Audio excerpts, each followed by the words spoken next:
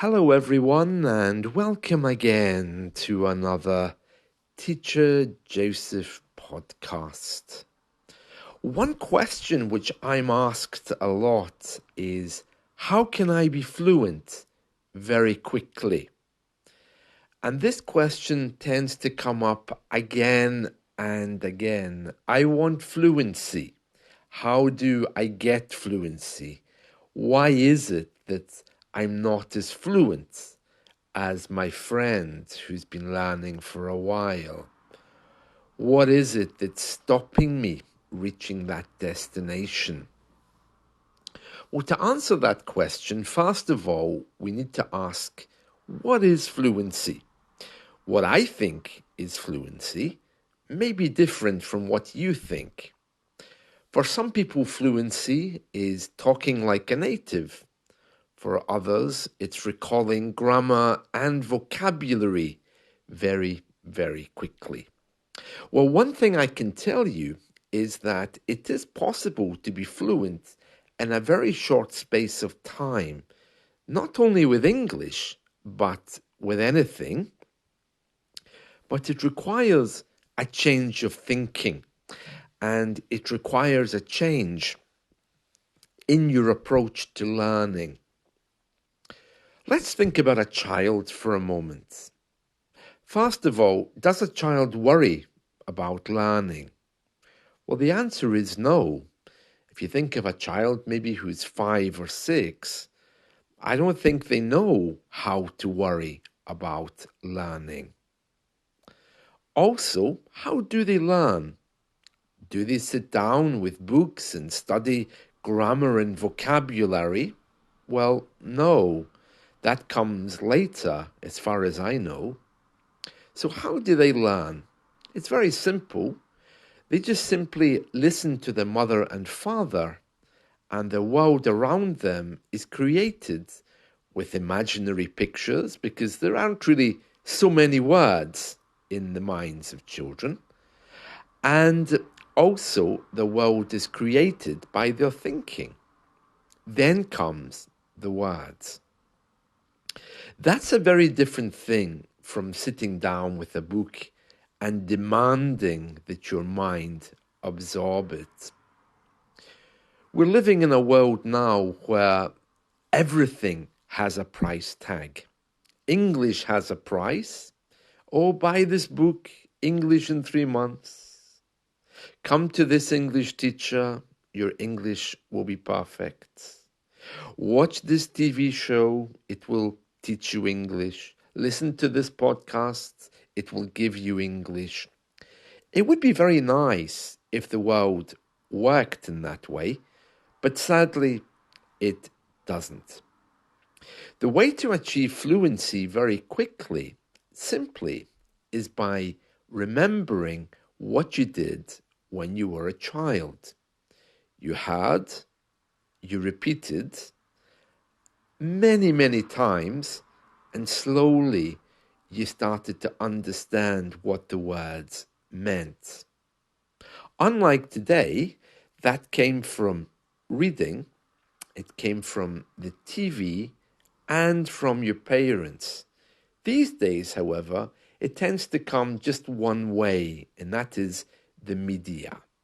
Because kids these days hear TV all the time, and so do we. We also have artificial intelligence with us now, which we can simply ask to teach us. If you type into ChatGPT, give me a 90-day lesson plan to learn whatever, it will come up with it. And the more specific the question, the more lessons you can have from it. So you see, English really is at your fingertips. But still, I hear the same thing. Where is fluency and how do I get it? I think part of the problem, well, a very big part of the problem, is our mood and what we think about ourselves. We have this idea, because of our past, that learning comes one way, and that is through academia. We must have a book. We must sit down for an hour. We must have a language partner. There's a whole lot of musts in there. But the question is, really, when a child is learning, are there all these things? I mean, as a parent, do you rush out and buy a grammar book for your child to speak good English? Well, of course you don't. The child simply absorbs. Now, I want you to think about the last time you went on holiday. Let's imagine that you were in Spain or Greece, wherever you went. A family holiday. You woke up in the morning. You didn't have to go to work. You didn't have to log in. The only thing you had to worry about was what you were going to do that day. Now, I want you to bring that feeling back right now. Okay, I want you to close your eyes for a second and just think what it was like. You woke up in the morning, a beautiful day was ahead.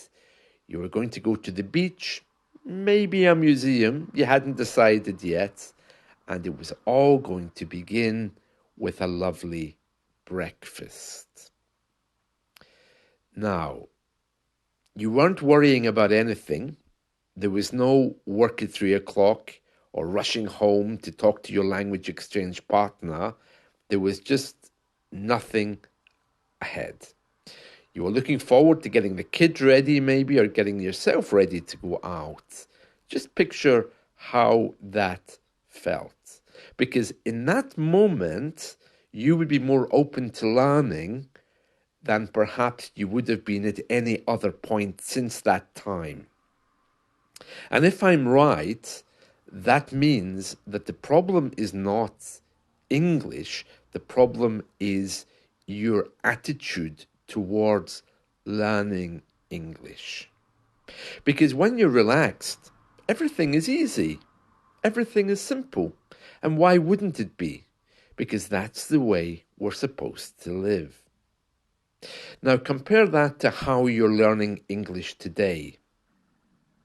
Oh, I have a meeting at 2 o'clock. Maybe I can have a quick English lesson from 2:30 to 3, because at 3 I have a meeting with my boss. 4 I have to be home in time for the kids. Or something like, the kids get up at 9, so if I study English from 8 till 8:30 and then begin to prepare their breakfasts, that should get me going. Yeah. Or I'll study from 9 to 10 o'clock at night. I'll put the kids to bed. The point is this. You need to get yourself into the same attitude that you had when you were growing up, or as an adult when you were simply on holiday looking at the clock. The time was passing at a reasonable pace and there was no stress. Now, if we compare all of that to, I have to learn 12 words a day, 12 words a day is what my teacher said. I have to practice the conditionals today. If I don't, I'll forget them. That kind of thing is good if you are actually able to remember them. But what I'm hearing from most students is, no. I have an English lesson, I learn some grammar, and then by the next week, it's gone. And I have a lot of people who come to me now who know that I want to listen to them, and they just talk for an hour about how stressed they are at work. That's not a bad thing, but it's not the best use of your English teacher's time. Because if you were to shut up for a minute, the teacher could get a word in there, maybe to give you some corrections, some grammar, some help generally, some advice. But that's not what I'm hearing. I'm hearing a lot of very stressed individuals who are forcing English at the same time. And as a result, nothing is improving. Now, of course, there are some people who just want that hour to practice what they know, and those people are able to every day challenge themselves, get themselves going. That's great. And some people are very self motivated to do that.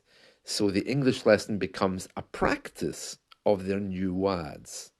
But most of you, I'm hearing, are incredibly stressed. You're leading very busy lives, but your lives aren't very busy learning English. Let me just sum up for a few minutes because I've said a lot here. So the first thing I'm saying is if you really want to learn, you need to get yourself in that mood, that same mood that you have when you go on holiday, where there's no barriers on either side of your learning hour. So you're not stopping work for an hour, learning English, restarting for an hour, running away to the next meeting in a job which you probably hate anyway. That's what most of you are experiencing. That's just my opinion, but that's more or less what I'm hearing from many of you. My point number two is if you really, really want to learn, you need to take advantage of what's called passive learning. Listening to the media in English, having passion and heartfelt conversations with people who are there to encourage you. Now, if you have a teacher that's telling you, oh, let's have a conversation next week about farming, and you have zero interest in farming, why would you want to do that? Likewise, many of us, our identities are lost in our jobs, you know? Oh, yes, oh, my job, oh, yes, well, I'm a manager, yeah. Oh, I'm an IT professional, yeah. And that kind of pervades everything else you do. And therefore, English is kind of pushed in a little bit, but your ego or your identity doesn't allow it. So you need to make more space. Rather than being that wonderful professional man that you are, just be humble, be a student, and make a bit more space for your English. Another thing, which I touched on there, really is about when you were a child, how you learned. It was all passive learning when you were a child. There were no books because you couldn't read or write. You simply heard people and you repeated. And you can do that again. Just because you're an adult doesn't mean that you have to do it the way you learned in school. Some people think it's all about no pain, no gain. You need to sit there with a book and you need to be suffering, of course. You have to be suffering, and this idea that suffering and education somehow go together really is nonsense, especially these days when it's so easy to access education in many different ways, online with teachers, getting support from AI, and the other things we have as well. There's no reason why you can use that excuse, I have no time. And there's a few of you out there as well that I do understand are feeling a bit lost. It's like you want to start learning, but you don't know how, where, what, and everything just looks a bit chaotic. It doesn't look like there's anything there. So of course you go to a teacher, they teach you about things that you're not particularly interested in. After a few weeks, it's gone. And you think, what next? You really need to be tying in your learning with your passion. If you love to write stories, if story writing is your thing, then why would you go to an English teacher who designs a lesson purely on the conditional tenses? Okay, so you go to a teacher, you say, I want to learn English. He says, okay, yeah. So the lesson comes, you're all ready, you want to tell him about your story writing, and he says, okay, today we're doing the conditional tenses. Give me an example, please. And you're thinking, well, it's useful, but actually, I wanted to share with you my story. And the English teacher says, no, no, no, no. Grammar's the most important thing. And he doesn't help you to create, he just checks what you've done. These kind of things are things which are largely unhelpful. As I've mentioned many times before, the more creative you can be and the more passionate you can be in your first language, bring it to your second language. So if you love writing stories, write stories as many as you want. When you come to the teacher, ask him for ideas about writing stories. If your thing is sport and you go to a teacher and he says, okay, yeah, today we're going to talk about subclauses. Some of them do actually do that. And you think, actually, I was hoping to have a conversation about ice hockey. And the next thing you know, you're being led into something that you don't really understand, but you just nod and you say, yeah, because you know it's going to be helpful anyway. It's not the best use of your time. In fact, it really can consume your energy, that. So what you want to do is tell the teacher at the beginning or in the class what your expectations are of him. And if he can't do that, if he can't give you what you want, you find a teacher that can. Or whatever it is you're seeking, you'll probably find inside of you. If you really do want to write that article about ice hockey, write it. Write it. And if that teacher isn't willing to check it for you and to encourage you to write more, find a teacher who does.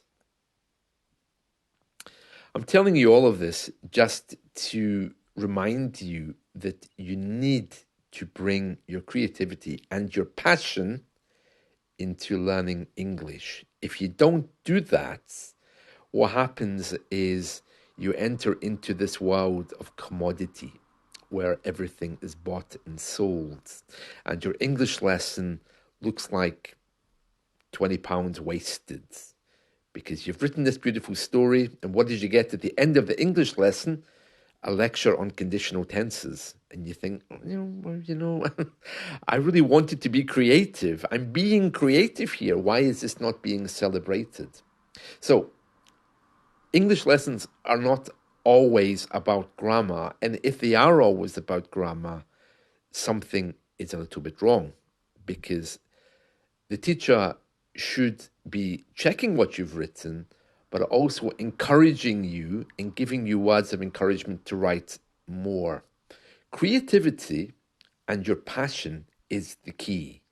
Put both of them together and you'll get fluency very quickly. Now, if you're working for let's say a bank, or working in finance, and your reasons for learning English are not necessarily creative, but for business, of course, it's a little bit different, because there is vocabulary which has to be learned. There's stuff that has to be checked. There may be presentation skills that you need to learn. And again, there's a very set idea there about what you need.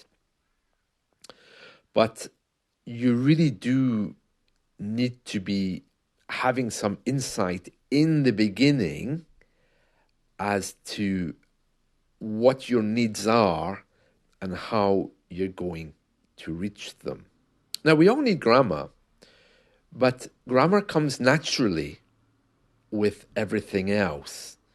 And so just make sure that you're leaving yourself open to creativity, to creating things in your second language. If you love writing poetry, write it. Bring it to the teacher. I'm sure he'd be very happy. I know I would. I love poetry. So these are just a few tips, okay, to get you going with your English, especially if you're feeling a bit lost. I know many of you are. It's a feeling of, well, where do I go? What do I do with this stuff? Simple. You give it to the teacher. You practice what you've been learning. But when you come to an English class, your expectations of the teacher should be to encourage you, to help you on your creative journey. If you need a teacher to give you grammar, that's fine. There's nothing wrong with that. But creativity and passion are always going to be the two things which I think you need to be bringing to the table. There are some people in the world who just think you can learn by learning grammar. Okay, teach me the past tense, teach me the conditionals. And my answer is always the same. Okay, but then you show me how much you understand. You create something for me. You write examples, you write the story, and show me the grammar you've learned.